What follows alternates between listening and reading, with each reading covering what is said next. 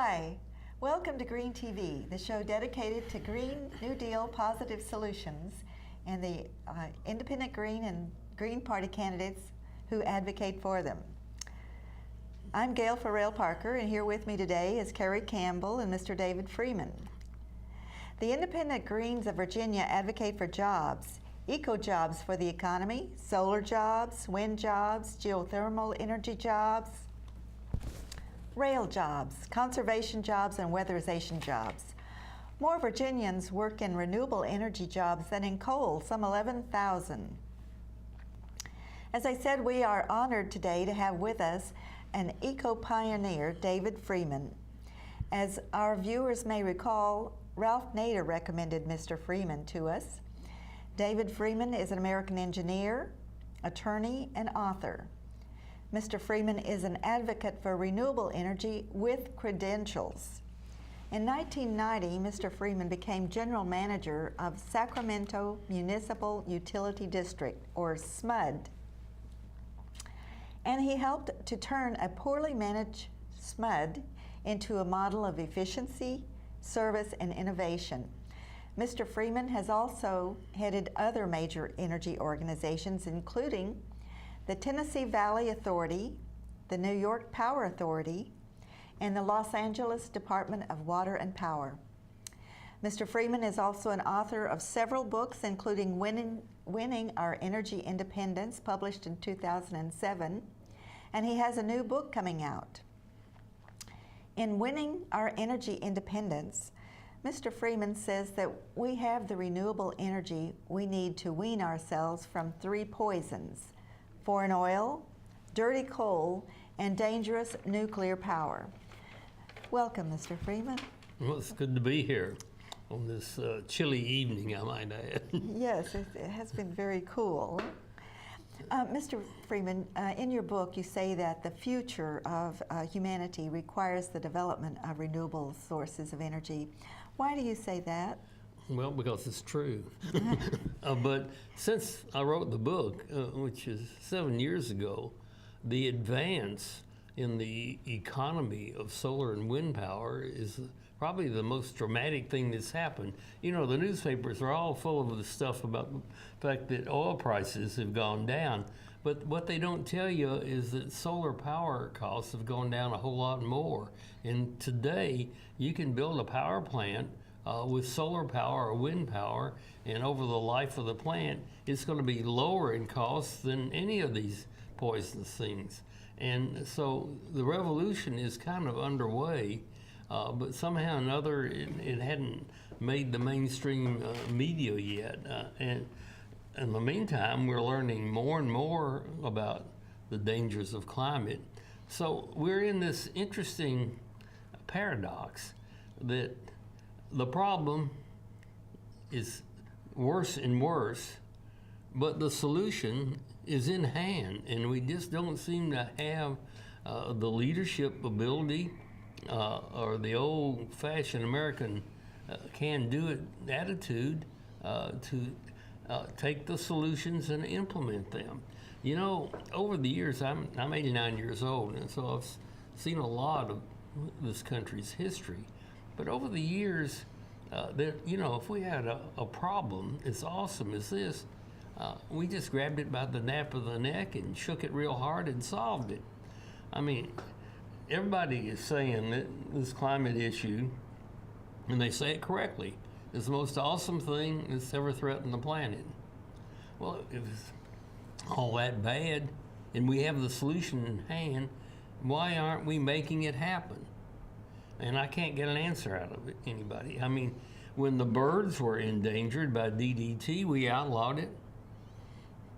When we had seat belts and the car companies wouldn't put them in, Ralph Nader got the law passed to mandate them. You know, if we needed to build a highway system, Dwight Eisenhower taxed and implemented, and the federal government built the interstate highways. You know, when President Kennedy decided that we should go to the moon, he didn't suggest some cap and trade tax system. The federal government went out and built the technology to take us to the moon. And the interesting thing is the reason we have photovoltaic solar power today is because the space program. We invented the solar technology because we needed to have electricity for the spacecraft. Now we're using it here on Earth, and it's starting to happen. But people are not grabbing this ball and running with it. The environmental community and the political leaders are on the defense when they ought to be on the offense. The general public, I think, is under the mistaken impression that it's going to cost them more money if we come clean, where it's just the opposite. And it's beginning to happen a little bit. New companies like Solar City are going directly to customers and putting solar panels in California and Hawaii and undercutting the utilities. So the revolution is underway. It just ain't on TV yet, but we're putting it on TV tonight, right here. Right, we certainly are. Could you explain a little bit more about why it is that solar is going to be less costly to the consumer? Yeah, it's very simple. If you have a power plant and the fuel to run it is free, that makes it cheaper. Once the power plant is paid off, and they usually get paid off in about 10, 12, 14 years, after that, you know, it doesn't take a lot of folks to run a solar panel. Nobody, actually. The labor is de minimis. The upkeep is, I guess you come once a year and wash it down or something. So it's really kind of like a dam. Let me tell you, I ran utilities. The cheapest power in America today are the dams that we built in the 30s and the 40s, the hydropower, because the dams are paid off and the electricity is essentially free. Well, wind and solar are not quite like that, but they're pretty much like that. So if you look at the life of a solar plant or a wind plant, it might cost a little bit more year one, but as you depreciate it, its costs go down, and after a few years, you've got essentially free power. The plain truth of the matter is if we don't go to renewable energy all out, we not only are going to get cooked by the climate, but the Chinese who are doing it are going to beat our, you know what, economically. So it's a matter of survival on both the climate front and the economic front, that everything new should be. Why are we fooling around with cockamamie schemes of taxation and all this stuff to try to persuade somebody to come clean? Why not a simple law? Everything new must be renewable. Why is the Green Party advocating that? I mean, I don't even hear the good guys in Congress coming out and telling the American people the truth on this issue, that we have invented a better mousetrap. I mean, the Sheikh Yamani of Saudi Arabia said it very well. We did not end the Stone Age because we ran out of stones. We ended it because we invented something better. Leave it in the ground. Why are we fracking at all? Why are we opening up anything more for further development of oil and gas? We need to be putting the oil and gas companies out of business over a 30-year period, 1 year at a time.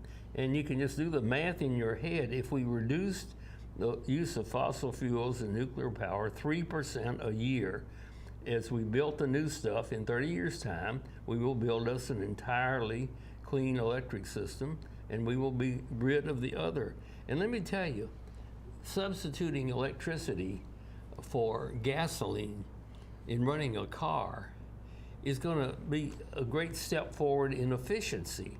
You know what the cost of running an electric car is compared to gasoline? It's less than $1 a gallon, because the electric motor is 98% efficient and the internal combustion engine isn't.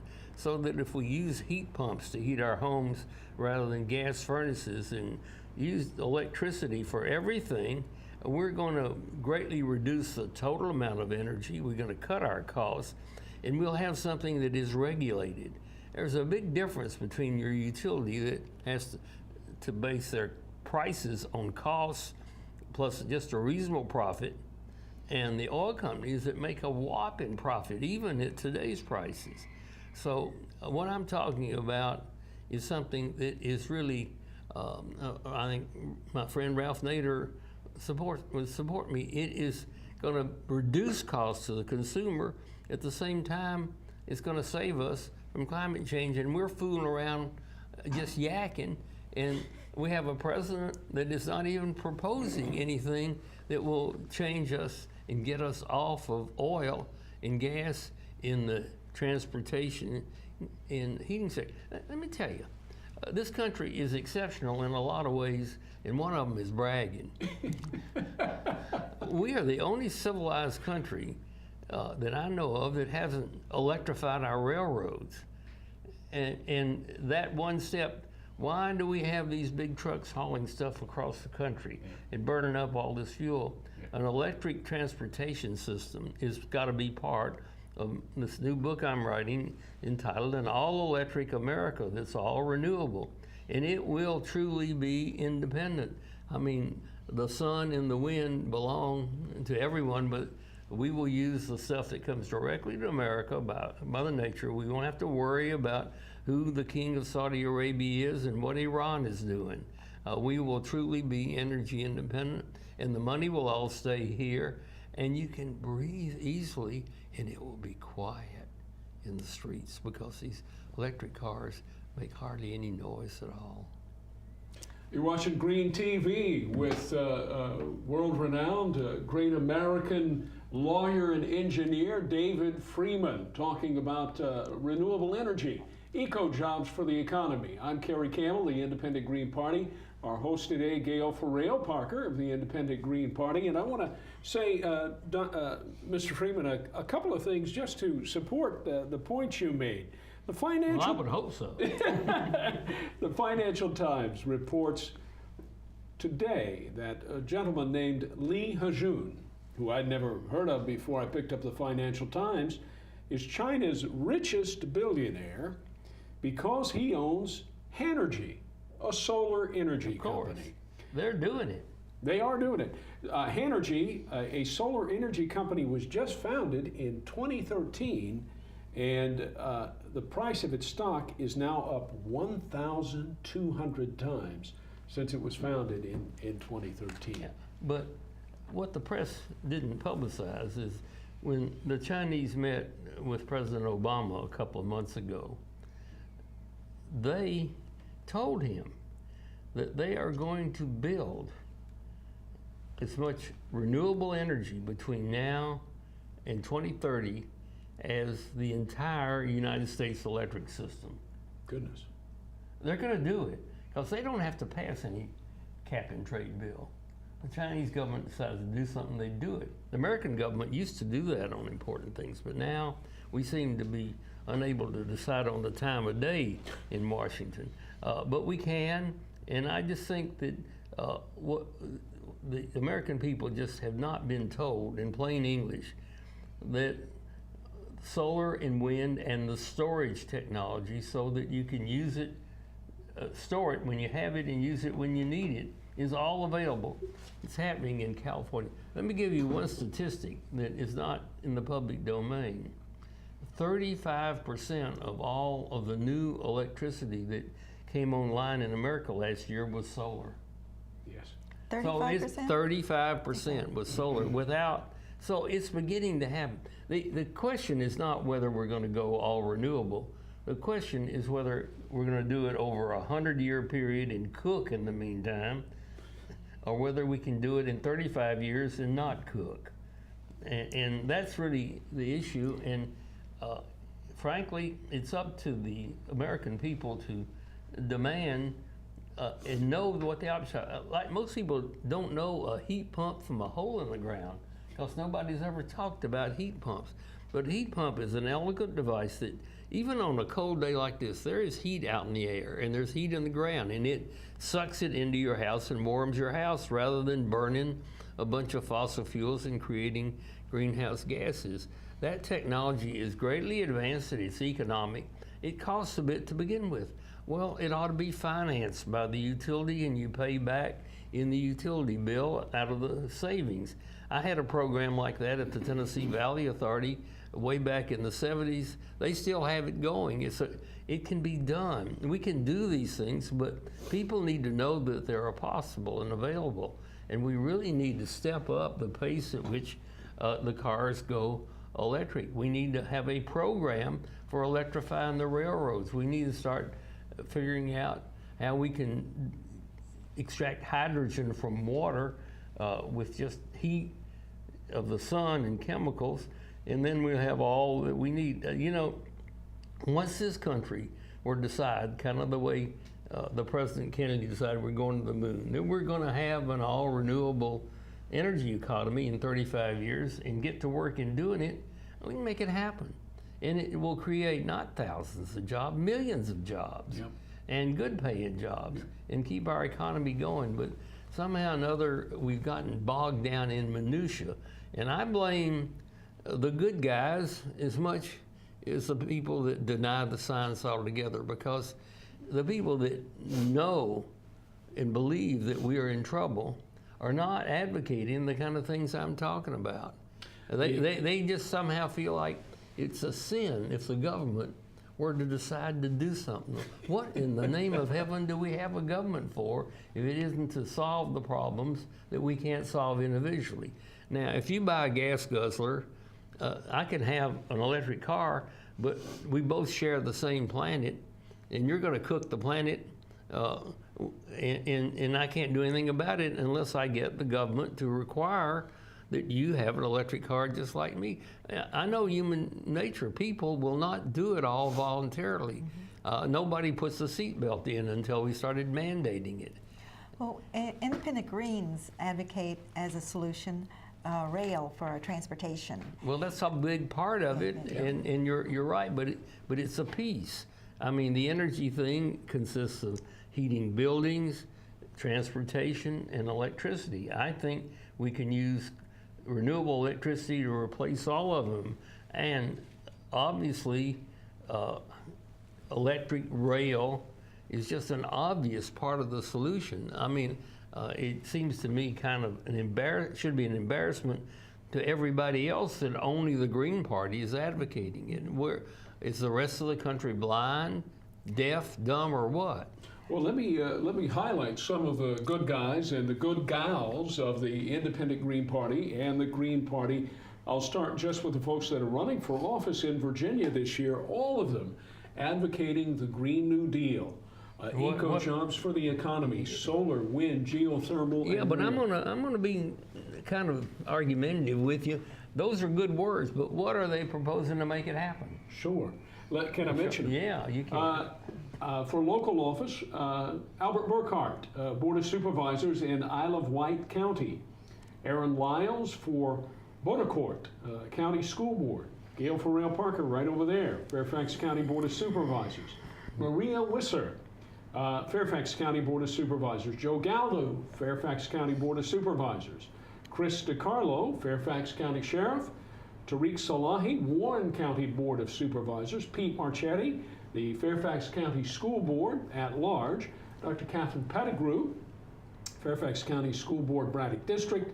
Jesse Ray Whitaker, Fredericksburg City Council. Dr. Audrey Clement, Arlington County School Board. Those are some of the folks running for local office. And what we advocate for is exactly the kind of program that you have described that you had when you, Dr. Freeman, also, we've got 9 minutes in the show to go. Ran the Tennessee Valley Authority, ran a power company in New York, ran a power company in California. We're advocating what I've done with my house. We walk it like we talk it. 51 solar panels on my house, geothermal heating and cooling, what you've described. And in the case of local government, Fairfax County government, financing that through the infrastructure government, through the infrastructure of the capital infrastructure. I think that's wonderful, but not enough. I mean, why can't we use the states? If we can't get the Congress to pass any laws, Right. let's take it one state at a time. California is kind of doing it. The governor of California has come out and said by 2030, we have to be at 50% renewable. Now, why can't every other state do the same thing? Sure. Why can't all these good people Right. be getting together and proposing to the Virginia legislature at least consider a law? Let's just get that into the debate. And if we can get enough states to adopt it, that's progress. But you know, I was in New York recently where there was a big parade of a lot of beautiful young people parading for environmental justice. But when I asked them, what do you mean by that? They didn't know. Sure. We've got Did I answer your question? Partially. These are people who, with a heart of gold, who want us to go green. But what I'm saying is we got to And get. there are a lot of Green Party people there too. Dr. Jill Stein. We've got to get mandates because a lot of people still smoke even when it's clear that they're killing themselves. Right. You will never get enough. And this is kind of like the measles in the sense that the people that don't get vaccinated are hurting the folks that do. The people that are driving the SUV may be exercising individual choice, but unless we require them to come clean, the planet's going to cook. Because there's just an awful lot of people that are just not going to do it on their own, including a lot of good people that just will never get around to it. So I think the big issue that I am trying to raise is mandates versus voluntary compliance. Now, we can brag about all the volunteers. I'm from Tennessee, a volunteer state. But this is an issue where volunteering isn't going to get the job done. We've got to go to where the big guys, the big polluters, are required by law to reduce their greenhouse gases 3% a year each year. And every year that we don't get it done, it makes that hill steeper and steeper to climb it, because either you believe the climatologists, they say we've got to get down to 0 in 35 years. Well, if we don't start this year, the climb is just tougher every year and it won't happen. And frankly, it's already happening. Climate is not a futuristic issue. It's, I mean, the winters are getting colder and the summers are hotter. And, but what really breaks my heart is that if there were no climate problem, we ought to be doing this anyhow. We are just being bamboozled by the ads of the oil and gas industry and people who just have not been told that we can store the sun and the wind when it happens and use it when it doesn't happen. The technology is there. It's beginning to be implemented in California. It needs to spread like wildfire across the country. But and I'm congratulate you people for putting some time on TV to tell people about it, because right now our biggest problem is people don't know that it's possible.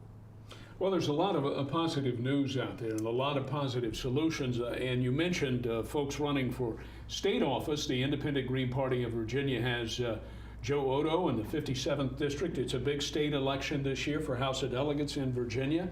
William Henry Jones Jr., Mouse. Colonel Jim Leslie, Diane Blaze, Steve Pashore, Joe Glean, Ron Fisher, Ken Hildebrand, Joe Morrissey, a current member of the House of Delegates well, I have some advice for those folks. Yes, sir. They ought to be running on a consumer ticket. Now to say, you know, we're the Green Party, but what we're advocating is going to reduce your damn light bill. Yeah. It's going to reduce your gas bill. Yeah. We're going to have cheaper energy. And incidentally, it'll be cleaner too. That's kind of will surprise people, because thus far the Greens have just talked green. And everybody expects you to talk green if you're green. But I think that the message, the stronger message, is we're not only clean. David Freeman, I have to disagree with you there. As much as the Green Party is in every state legislature in Germany. It's going to shortly be governing over half of the state legislatures in Germany, and the number 2 employer in Germany is renewable energy. It has the Greens in office in Europe have proven, just like you said. But why are you saying you disagree with me? The Green Party has been emphasizing exactly what I say. Well, then I agree with you. I mean, the point about it is I think we're making half of our argument. The other half is that we've invented a better mousetrap. Yeah. We've got to get a much more. We're on the defense. I mean, if you just pick up the ordinary media, there's still the impression that coming clean is going to cost people. We're going to have to sacrifice. Well, that is a lie. Sure, and It it's it is an opportunity for more jobs and lower costs for our energy supply. And all I'm saying is that I don't think that the environmental movement and the Green Party's part of it has sufficiently emphasized the fact that it is cheaper. We're on the defense on that issue when we should be on the offense. Well, I think that when we say eco jobs for the economy, we Yeah, say well, solar jobs, wind jobs, Yeah, geothermal. jobs are one thing, but everybody in this country pays a light bill. And if you tell them that what we're doing will actually reduce their electric bill, that is a powerful message, and it isn't being delivered strongly enough. I'm Carey Campbell, and I'm a candidate for Braddock District endorsed by the Independent Green Party of Virginia, and I'm telling you that if you use renewable energy like solar, it will reduce your light bill. Right. Did I get it right? Yeah, you got it. You're a quick learner. Mr. Freeman, we have just a news item that came in. Yeah. Saying that it was a concern about the climate change and the threat to human health. A major healthcare provider, It's red meat. Yeah. Freeman, announced that they are doubling down on its commitment to renewable energy. The Oakland-based company, which runs hospitals and clinics across the country, detailed plans to purchase enough renewable energy to provide for half of its energy needs in California and reduce its greenhouse gas emissions nationally by 30%. That's a good start. I think we have a good start. I just want a great finish. Yes, we do. We've only got about a minute. Can you take 30 seconds and tell us, well, some people believe that hydrogen or nuclear power is the solution to having clean energy and reducing dependence. There's a special place in hell that's waiting for those folks. I mean, tell them to go to Fukushima, Japan, and say that to the people of Japan. I mean, nuclear power has failed on every front. It was advertised as too cheap to meter. It's too expensive to use. For 50 years, we've wiped out a good chunk of the Ukraine. We scared the dickens out of everybody in Pennsylvania, and we wiped out a good chunk of Japan. We got these old reactors, and they are dangerous. They need to be shut down, and they create radioactive trash that has been piling up for 50 years, and the industry itself says we don't know where to put it. There's only one answer: birth control. We need to stop making that stuff. Excellent point. Thank you all for being with us today. Thank you, Mr. Freeman. And my thank you, pleasure. Mr. Campbell, for Good being to be here. here, Gail. I like your cowboy hat. Yes. And I'm going to join Mr. Freeman in advocating for renewable energy. Great. See you again next time.